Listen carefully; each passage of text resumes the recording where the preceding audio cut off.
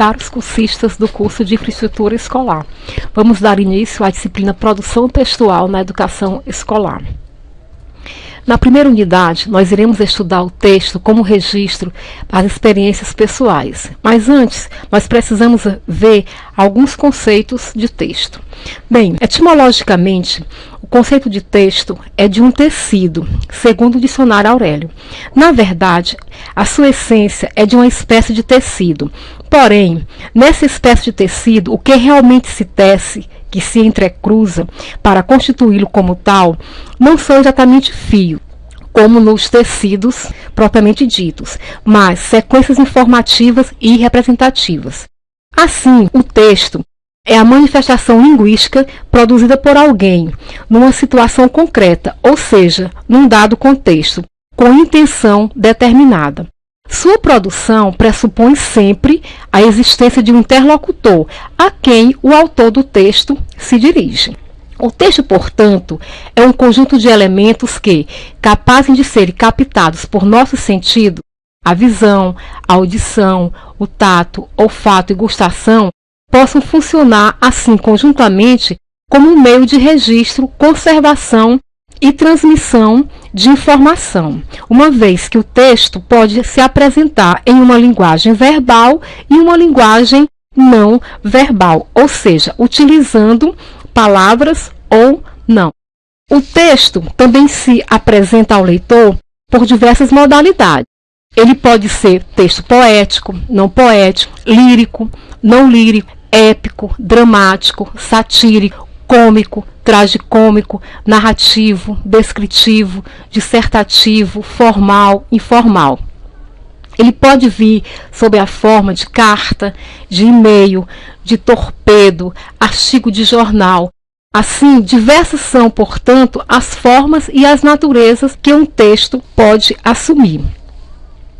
Esses são tipos de textos encontrados em nosso cotidiano e que apresentam características sociocomunicativas. Ou seja, você pode identificar que a carta é uma carta pela estrutura, né? pela característica que ela apresenta. Segundo Marcuse, que é um teórico, um estudioso dos gêneros textuais, ele classifica essas características encontradas nos textos como gêneros textuais e diz que gêneros textuais são fenômenos históricos profundamente vinculados à vida cultural e social, portanto, são entidades sociodiscursivas e formas de ação social em qualquer situação comunicativa.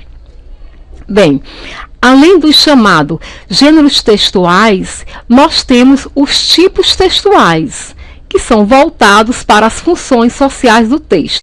Os tipos sociais, eles podem ser informativos, expositivos, numerados, prescritivos, literários, argumentativos. E também vocês podem encontrar essa tipologia, esses tipos textuais, com o nome de narração, argumentação, exposição, descrição e injunção. Esses tipos de texto é uma espécie de sequência teoricamente definida pela natureza linguística de sua composição, ou seja, pelos aspectos lexicais, sintáticos, tempos verbais e relações lógicas. Esses tipos verbais, essa tipologia textual, são textos com propriedades linguísticas intrínsecas a eles. Bem, vamos agora tratar de cada tipologia textual, ou seja, dos tipos de composição textual. A primeira é a descrição.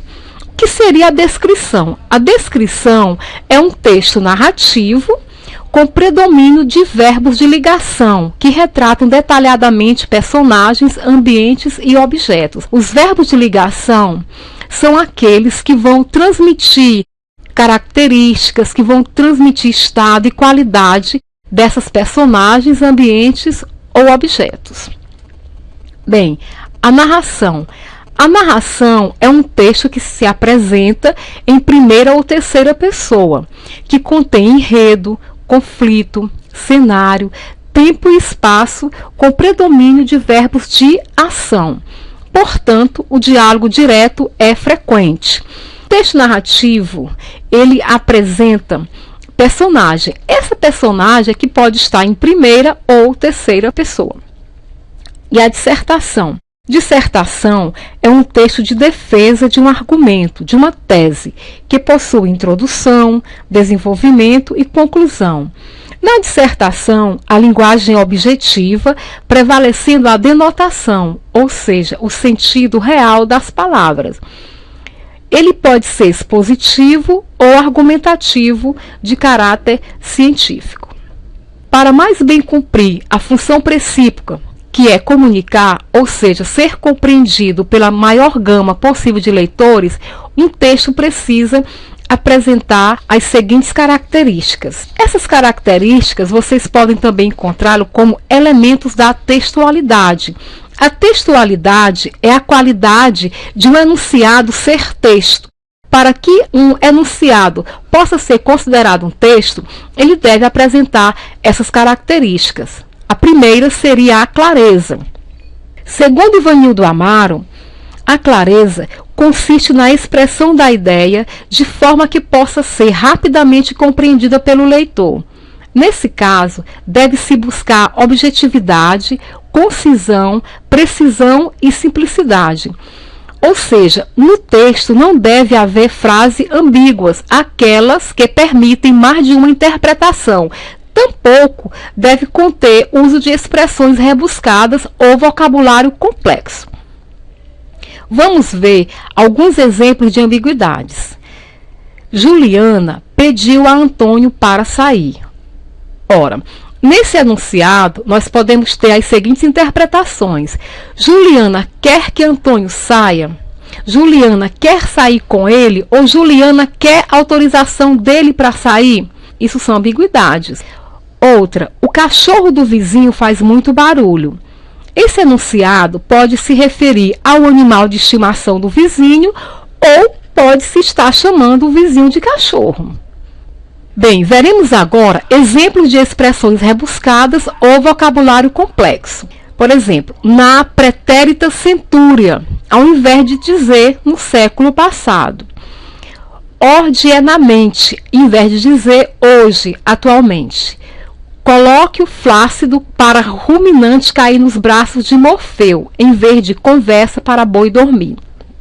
Esses são exemplos de expressões rebuscadas e de vocabulário complexo que tornam o texto não muito claro.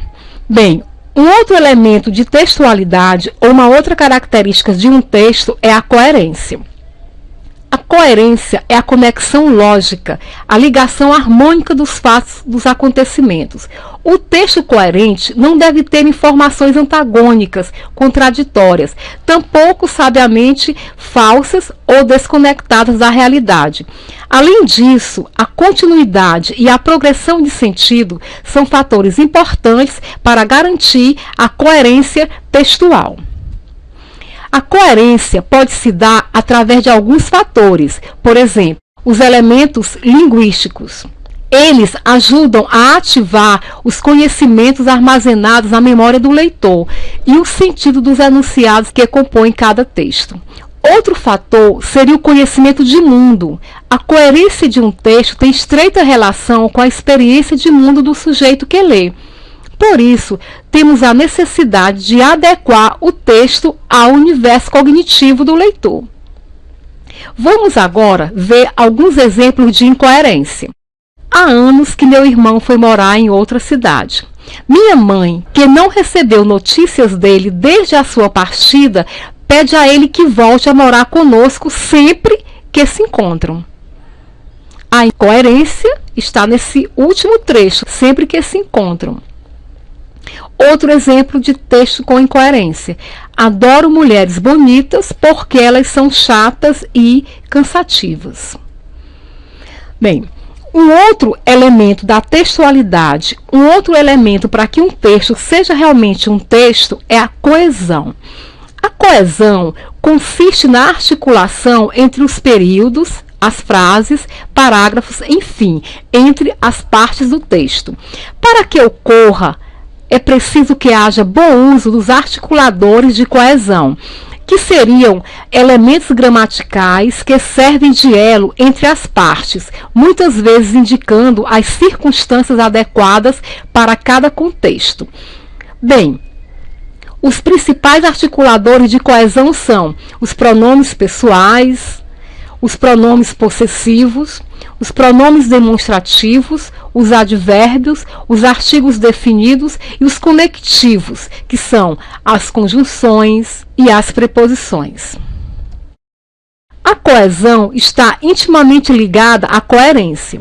A falta de coesão provoca falta de coerência.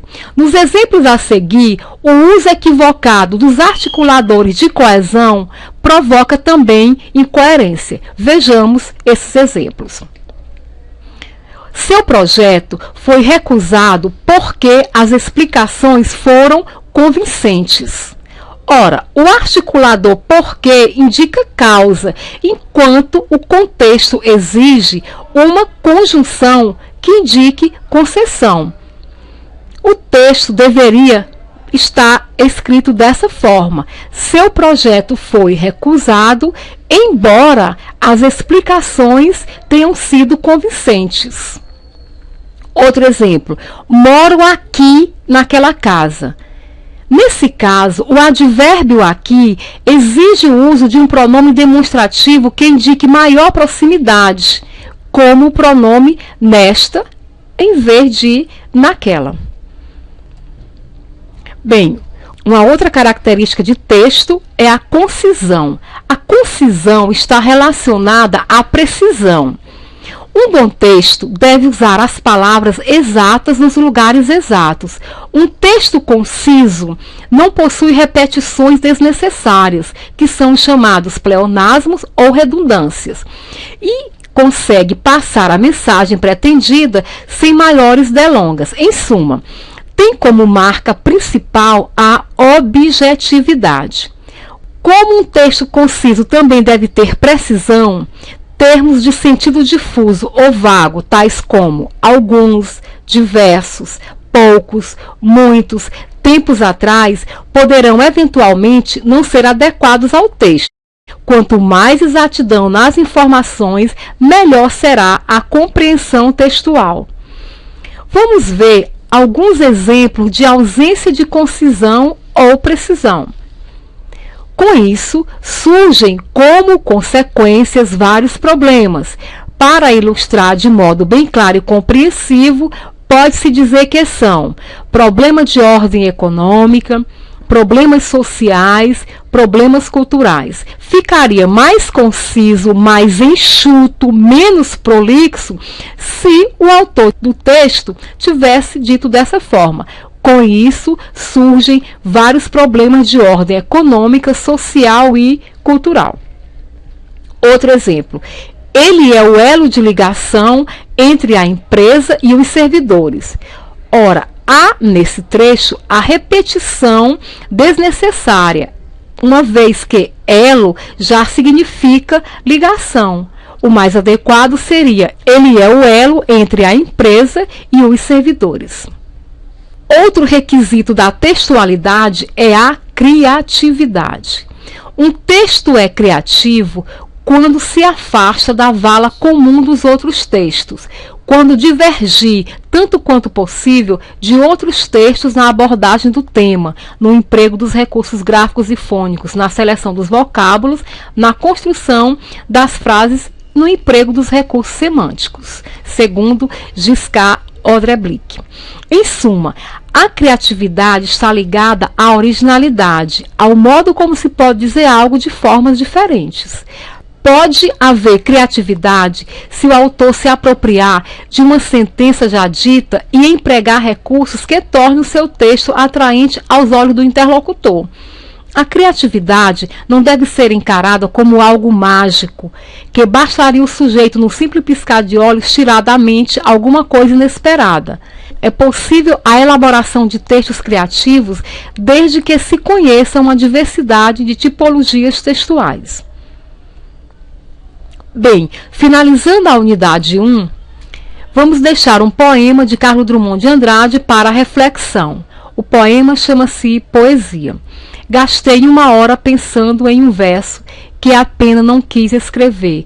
No entanto, ele está cá dentro, inquieto, vivo. Ele está cá dentro e não quer sair. Mas a poesia deste momento inunda minha vida inteira. Caros cursistas, bom curso e até o nosso próximo encontro.